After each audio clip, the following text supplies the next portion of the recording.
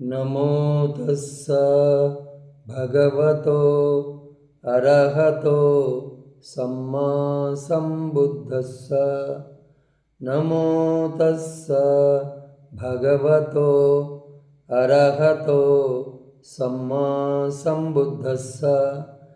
नमो तस्स भगवतो अरहतो सम्मा सम्बुद्धस्स। इति पिसो भगव अरहं सम्मा सम्बुद्धो विद्याचरण संपन्नो सुगतो लोकविदु अनुत्तरो पुरिसधम्मसारथि सत्तादेव मनुस्सानं बुद्धो भगवाति। नमो तस्स सम्मा सम्बुद्धस्स। ये च बुद्धा अतीता च ये च बुद्धा अनागता पच्चुपन्ना च ये बुद्धा अहं वन्दामि सर्वदा।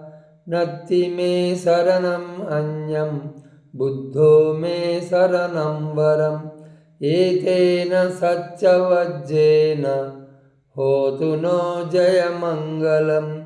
उत्तमङ्गेन वन्देऽहं पादपं सुवरुत्तमं। बुद्धेयो खलितो दोषो बुद्धो खमतु तं मम। बुद्धं यावन्निब्बानपर्यन्तं शरणं गच्छामि। स्वाख्यातो भगवता धम्मो सन्दिट्ठिको अकालिको एहिपस्सिको औपनयिको पश्चात्तं वेदितव्यो विඤ्ඤूहीति। नमो तस्स नियानिकस्स धम्मस्स।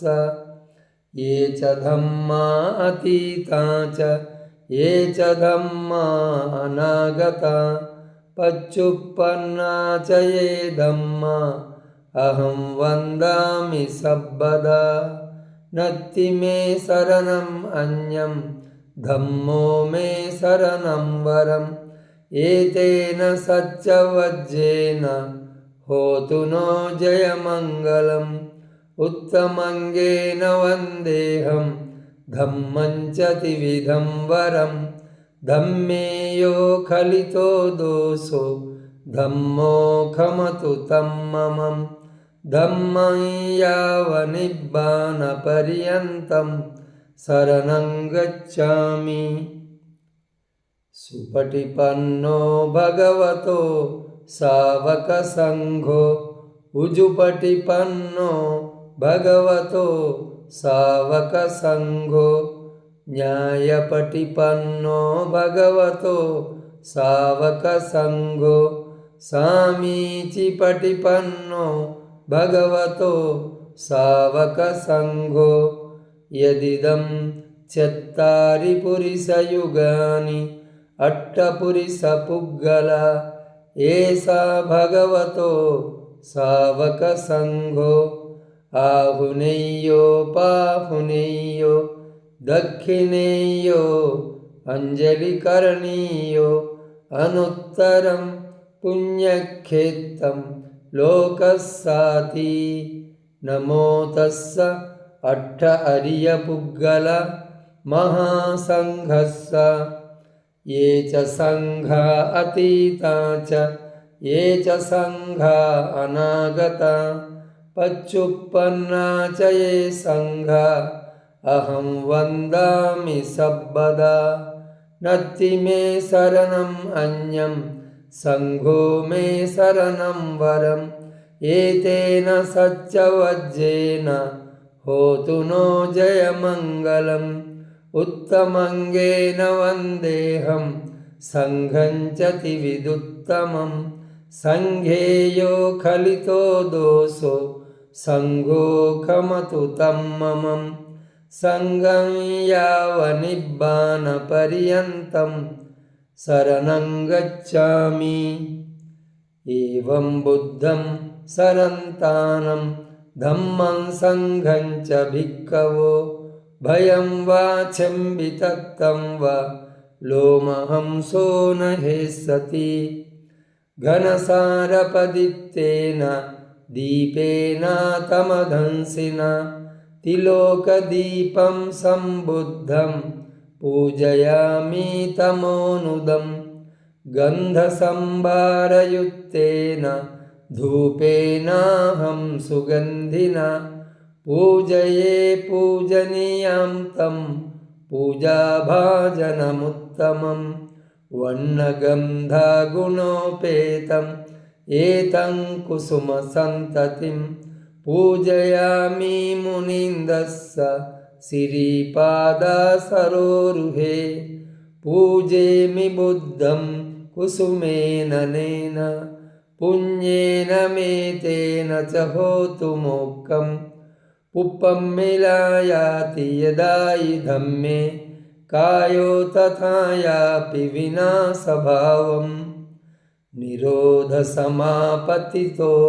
उट्टहित्वा निसिन्नस्साविय भगवतो अरहतो सम्मा सम्बुद्धस्स इमिना दीपेन धूपेन पुप्पेन पूजेमि पूजेमि पूजेमि इमं दीपधूप पुप्पपूजादिनाम